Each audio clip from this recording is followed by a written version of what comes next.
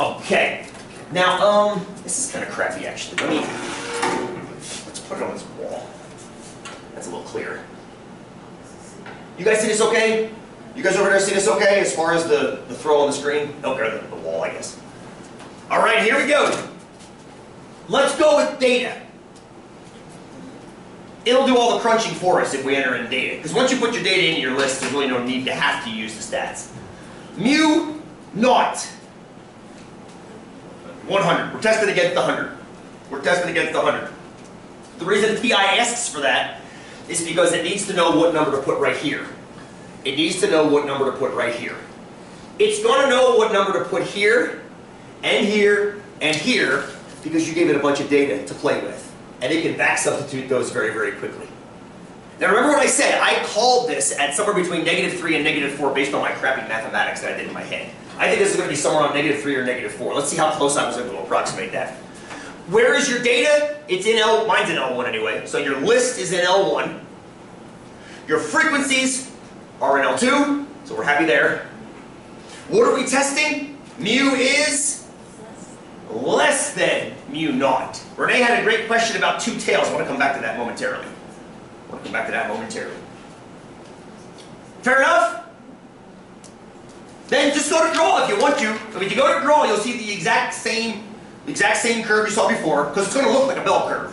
Like a bell curve. And here we go. It's going to take a little bit longer to draw. You might remember, you might not.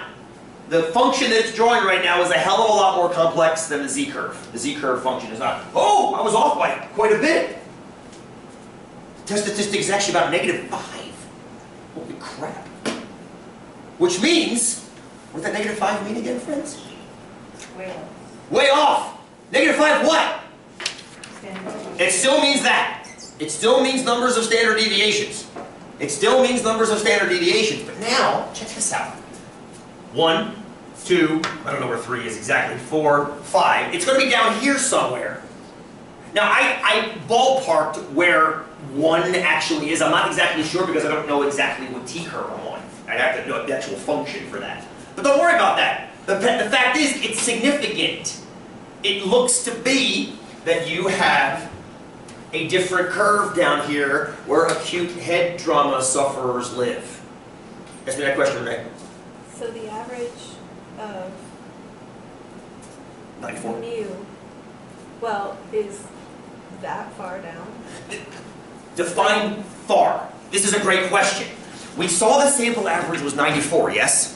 That's only 6 points. Yeah. That's only 6 points, yeah? What we've just discovered is that 6 points is indicative of a statistically significant drop, because we saw those 6 points drop over 61 people. That's a lot of people to see it drop over. It would be different if we only saw those 6 points drop over, say, 10 people. You'd have a much smaller a much larger, p-value. But because we saw it happen over the course of so many people, it looks like the average did shift. Is 6 points practically significant? I don't have an answer for that. Remember? Difference between practical significance and statistical significance? Is 6 points something to write home about? I don't know. I don't know if it is or not. I'm not an IQ expert. But I do know, numerically, statistically, it is significantly a drop, because you're 5 standard deviations away from where you should be. That's statistical significance. Say that again? I was like, that's unbelievable. That's kind of crazy. Yeah. But you gotta remember, the standard deviation of let's do a little experiment here. Let's do a little experiment. The standard deviation in your sample was about 9, correct? It was about 9. I'm going to go back and look at the stats again real quick. Our average was about 94. Our standard deviation was about 9. Okay? What I'm going to do is I'm going to go back in. I'm going to run that test again. But I'm going to run it on stats. And what I'm going to do is I'm going to finagle. I'm going to leave X bar at 94, S at 9. But I'm going to change the sample size. What if we only saw that result in 30 people instead of 61? Now this is not what we saw, correct? We had 61 people. But suppose we only had it in 30 people versus 61. Let's do a draw again. Watch. Watch when these results come in and how they compare to our results, okay? Sorry, it takes a little while. Not as extreme. Still statistically significant, but not as extreme because we didn't see it in as many people.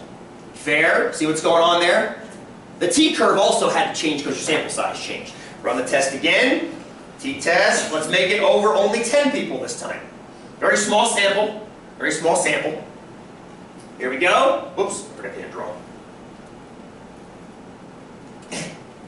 Now, the TI, oh my God, we got a lot of area now.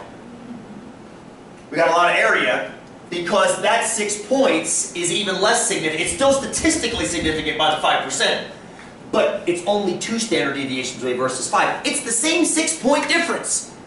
It's the same 6-point difference, but because the standard error is shrinking because of this guy's controlling the show right now. Those 3 numbers are the same in every single computation, aren't they? The difference is, what are you dividing by?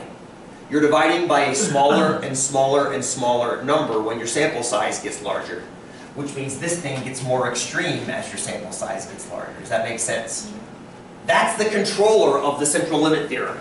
As your sample sizes go up, this has to go down. This is the last thing we did in, was it 243? The last thing we did. As your sample sizes go up, your curves shrink and get taller. I've got a nice graphic. We'll look at that dynamically here in about 5 minutes. But that is the controller of the central limit theorem. So you can't just ignore that bad boy. You can't just ignore it. Eventually, 6 percentage points will mean nothing. I mean, obviously, if we did it with 5 or 4 or 3 people, it would be a meaningless shift. But the question is, how many would you have to, and we're getting into another question here, is you could actually develop sample sizes. Suppose you hoped the difference was at least 6. The question then is, how many people should you sample in order to guarantee with a certain level of confidence that you're going to see that change? This controls that. This controls part of that. We'll get to that soon, next week. Is that fair? I'm going to change it back to the way it was with the 61. Thank you for the question. I'm going to answer your two-tailed question too at the end, Renee, if you don't mind. I want to wrap this bad boy up. Put the 61 back. Let it do what it's got to do. We know this is going to be negative 5 standard deviations down. Almost no p-value at all. Of course it has a value. It's just not going to show it to us because it rounds to 0 and 4 decimals. Beautiful. Please. In the other z-test, the p-value showed to us in the calculator. Is it showing us in the calculator also? It probably will. We can run it real quick if you want. It's only because the graphical display rounds to 4 decimals, where the screen display here, yeah, it gives you 10 decimals. Oh. So this is 0.00003, which for all intents and purposes is 0. Yeah, but that's why. Whenever you have a graphical display, it can't show you more than 4, because it has 1986 technology. We're stuck with that. Fair? Okay, let's wrap it up now, because the hard work is done. The hard work is done. The hard work was actually the first 5 questions, setting the hypotheses up, making sure you know what the error looks like. So we now have our test statistic with its correct variable, and its correct variable is t. It's a t-score. T equals negative, call it whatever you want, 4.9, 4.5, whatever you want to call it, 4 point, around whatever you think it should round to. Yeah. There's our test statistic. What p-value does it carry? 0.00003. Love it! You can call that 0, you can call that 0.0000, whatever, 3. Fact of the matter is, it's small. Fact of the matter is, it's small. Small by definition of our definition of small. It's less than 5%, and it's way less than 5%. It's significant. So, I give you a little more, this is another change I made. I give you a little more room here in the conclusion box. So there's enough room for you guys to write, hopefully now. So what do you think? You're wrong. So what do you think? It appears, circle appears, it appears that, what's the matter? It's not working. Calculators have issues. Oh, okay. She's gonna fix it. No? Yes, you're gonna fix it. No, you're not gonna fix it. We're gonna fix it. What does it appear? Be brave. It appears that acute head trauma causes lower IQ. That sounds perfect to me. What about those with head trauma have a lower IQ? Can you say cause or no? You would, I guess. I don't see a problem with that. Either way. As long as, chances are somebody reading that conclusion would have also consumed the rest of your analysis, so they would have known that they started life with an IQ, or they started their study with an IQ of 100. So that's fine. Yeah, those with head trauma have lowered IQs. The idea is you're trying to see if the acute head trauma is linked to the lower IQ. It appears that it is. So you should say cause. Yeah. I mean, it's hard, go back to what you said before, it's hard to say caused. Right. It's linked. Just as long as you get the idea that it appears their IQ is lower. That's what I'm looking for, Dan. Does that make sense? So it's giving you a brief data. I did. Oh, you did L2, L1. Okay, that looks fine. And we're going to draw air stat. Too many plots there. There you go. Nothing to do with what you were doing at all. It's residuals. When you get rid of the outliers, It's even more extreme. Michael just noticed something that we have not had to think about. Thank you for segueing, brother. When you look at the actual data, so if I turn my plot on, grab my frequencies, there's our distribution. Same distribution you guys have essentially on your chart there. What Michael did, and this is something that you should consider you should consider when you do average studies, you can have outliers. It's possible to have outliers when you're measuring data, because you're not just talking about whether something is up or down, you're talking about how far away it is. Too far away, it's considered an outlier and it can be pulling the data. So real quickly, if you want, and this is going above and beyond the Call of Duty, you can run a modified box plot on top of your actual data. Now notice, when you do this, there are 2 outlier IQ scores, yes? But they're outliers in which way? They're higher. Should we remove them? Will it affect our conclusion if we remove them? Cameron, no. How come? Because it still shows that the IQs are lower.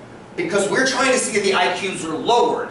If we take the 2 highest data points off, all it's going to do is make the test statistic even smaller. Because you're removing the things that are actually pulling it a little bit too high. So think about that. The outliers are pulling it too high, but it's still ridiculously low. Which shows you the power of what we're studying here. It looks like there actually is a real effect. Even when outliers are trying to pull it the other way. Did you ever catch what Michael said about outliers, though? That's important. Outliers can have an effect in average studies. There is no such thing as an outlier for proportions. No such thing. You either have it or you don't. It's not how bad you have it or how bad you don't. It's either have it or you don't, 1 or 0. Here, it's not just is your IQ above 100 or is it below 100. It's how far above 100 is it. That's a different level of detail. And the problem with that, of course, is you can have 1 or 2 outliers that skew averages, but they're not affecting here. Very, very good. Thank you, Michael. Is that fair?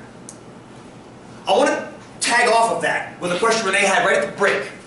She mentioned that back in the day,